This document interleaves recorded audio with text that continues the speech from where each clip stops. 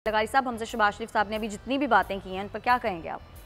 देखिए, एक तो ये है कि वो एक ख़ास सूरत हाल से दो चार होकर आए हैं। उन्हें इतना तवील अरसे तक जेल में रखा गया और ये नहीं सोचा गया कि वो लीडर अपोजिशन है। पंजाब असम्बली में बड़ी पार्टी के, अक्सरियती पार्टी के वो लीडर हैं। पीटीआई की सीटें कम थीं और इनकी सीटें ज़्यादा थीं। आज़ाद उम्मीदवार कुछ शामिल हुए, कुछ वैसे ही हिमायत के लिए आए और तब इनकी हुकूमत बनी थी और कहीं से डंडा भी चला था।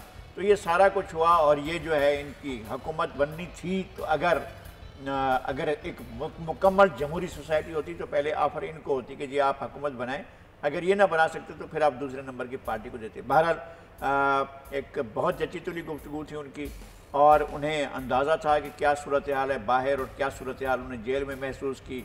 उनका जो है एक बात जो मैंने नोट की है, उनके अंदर गुस्सा और इश्तियाल नहीं है। एक रियलाइजेशन है कि किस तरह से पाकिस्तान के हुक्मरान तबका जो है पाकिस्तान के लोगों का क्या हाल कर रहा है और उन्होंने लोगों की मुश्किलात का उन्हें अंदाज़ा है। खैर ये क्या है कि वो कुछ साबित ना कर सके तो महंगाई कर दी। महंगाई तो उनका एजेंडा है, वो कुछ साबित करें या ना करें। महंगाई जो है वो जनाब तो कह रहे हैं हमारा जो गुस्सा है ना वो अवाम पर निकालते हैं महंगाई करके अवाम पर गुस्सा। इसकी इनके करप्शन का सबूत का मसला नहीं है महंगाई है कि वो फरमाइश पूरी कर रहे हैं IMF की कि लोगों की कमर तोड़ के रख दें। आप जो है वो कहते हैं क्या आप ऐसी कौन सी मजबूत मैशत बना रहे हैं जिनमें आप रोज़ाना 3-4 हज़ार अरब रुपए का कर्जा लेते हैं तो कहाँ खर्च कर रहे हैं? पाकिस्तान में ऐसे कौन से प्रिविलेज लोग हैं जिनके लिए आप जो है लाखों करोड़ों अरबों रुपए जो है वो रोज़ाना के हिसाब से आप खर्च कर रहे हैं? क्या मजाक है लोगों के साथ? 1 अरब नहीं, 2 अरब नहीं, 3 अरब नहीं, 4 अरब नहीं, 400 अरब, या क्या बात है? आप रोज़ाना इस हिसाब से और आप लोगों की कमर तोड़ कर आप जो है उनसे इनडायरेक्ट टैक्स वसूल कर रहे हैं। अब लगाएं डायरेक्ट टैक्स जो आपसे लेते हैं। अमेरिका के लोगों से पाकिस्तान के लोग ज़्यादा टैक्स दे रहे हैं जो आप उनसे जबरन दादागिरी के ज़रिए वसूल कर रहे हैं और उसमें आपकी माफिया भी खाती है।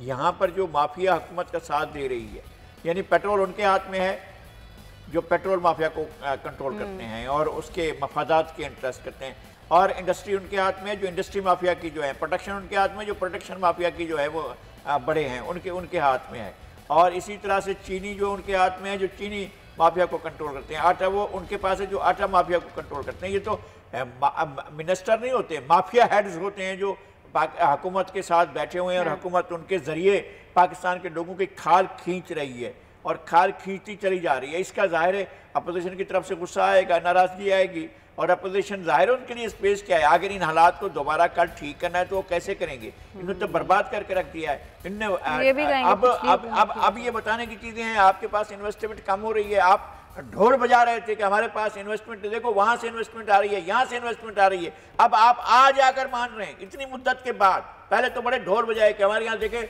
ऐसे इन्वेस्टमेंट का सैलाब आ रहा है और हम मुल्क को खुशहाली की तरफ टेक ऑफ कर रहे हैं। इन्वेस्टमेंट कहाँ है भाई वो इन्वेस्टमेंट? आज तो आपका इदारा शुमारियात बोलता है नो इन्वेस्टमेंट। आपके पास इन्वेस्टमेंट नहीं है, आपके पास एक्सपोर्ट्स नहीं है, आप इम्पोर्ट्स पर ड्यूटी लगा रहे हैं। आप ये गिलास मंगा रहे हैं, गिलास के ऊपर वहां से आपको 2 रुपए मिला, आप इसको 16 रुपए में बेच रहे हैं। और ये बाकी जो आपने 16 रुपए 14 रुपए जो आपने अपने पास रखे हैं, ये तो बताएं इसका क्या हिसाब है? इसमें माफिया और आप बांट लेते हैं, पाकिस्तान के खजाने में 4 आने डालते हैं, बाकी आपकी माफिया ले जाती है। भाई पाकिस्तान को आपने तबाह कर दिया है। ये है सूरत हाल हुकूमत की। हमें किस बात का गुस्सा है? हमें किस बात की नाराजगी है? आपने लोगों का ख्याल ही नहीं किया है ना। IMF की फरमाइश भी पूरी, आपकी माफिया की फरमाइश भी कि आपके बेनिफिशियरी कितने हैं भाई? ठीक है, सिर्फ IMF बेनिफिशियरी होती है अगर इनके मामलात की तो भी मामला चल जाता। अच्छा लगाई साहब, पेट भरना है अपनी माफिया का। बिल्कुल सही है सर। एक्चुअली टाइम कम है, एक बड़े अहम मामले पर आपसे बात करनी है। FATF के हवाले से पाकिस्तान को दिलवाने की भारत ने तो बड़ी कोशिश की लेकिन पाकिस्तान को ग्रे लिस्ट में ही रखा गया है। बताया गया है कि 24 निकात पर पाकिस्तान ने अमल कर लिया, अब 3 और निकात हैं जिन पर पाकिस्तान अमल करेगा तो फिर पाकिस्तान ग्रे लिस्ट से भी निकल जाएगा। इस पर क्या कहेंगे? देखिए, ये पहले भी ये लग रहा था कि मामला जुलाई तक जाएगा, पाकिस्तान को फिर जुलाई में जो है वो जून तक। मैं कह रहा हूँ हमारा यही था कि ये वो और ज़्यादा डिक्टेशन आएगी वहाँ से और ज़्यादा चीज़ों के 27 चीज़ें दी हैं, हमारे यहाँ से चीज़ों को पूरा किया गया है।